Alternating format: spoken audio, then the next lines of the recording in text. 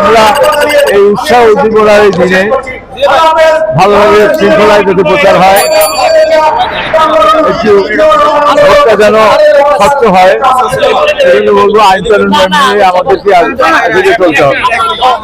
তো আমরা এই ভোটের কারণে, ভোটের জন্য এত সমস্যা, এত কিছু, আমরা চাই গণমাধ্যমও আমাদের সাথী হোক আগামী দিনে, যাতে আমরা নিরপেক্ষ সরকারের দিনে ভোট করতে পারি। আমাদের অনেক আকাঙ্ক্ষা, এবং সেটা কোনোভাবেই আমরা কারো ষড়যন্ত্রে, কারো চক্রান্তে কোনোভাবেই এটা বিলম্ব করা যাবে না, ভোট নস্যাৎ করা যাবে না। আমরা জানি অনেকেই চাচ্ছে বিভিন্ন ষড়যন্ত্র করতে, নাশকতা করে যাতে ভোটটা নষ্ট হয়ে যায়। এই ভোটটা বাংলাদেশের জন্য অনেক গুরুত্বপূর্ণ।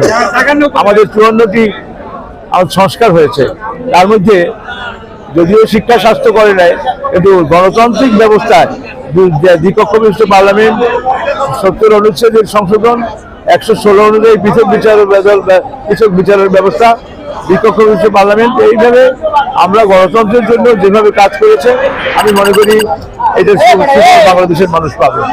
এজন্য আজকের এই উদ্বোধন বলতে গেলে আমাদের প্রচারের উদ্বোধন মানে গণতান্ত্রিক প্রক্রিয়ায় প্রথম স্টেপ। প্রতিদ্বন্দ্বী মনে করছেন? না, ভোটের মাঠে তো কেউই ছোট না, এখন সেটা একমাত্র জনগণই বলতে পারে।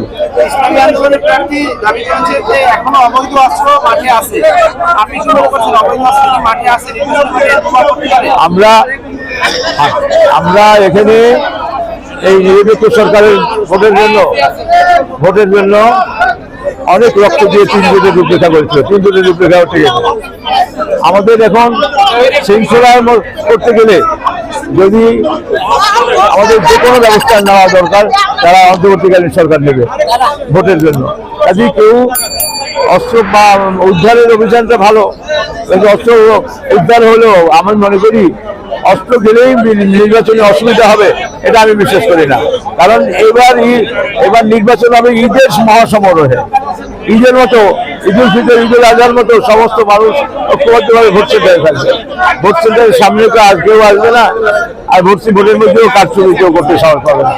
বাংলাদেশে আপনাদের গণমাধ্যমের পার্টিসিপেশন আশা করি, এবং এই আগামী ভোটটা ইনশাল্লাহ ভালোভাবে হবে ইনশাল্লাহ।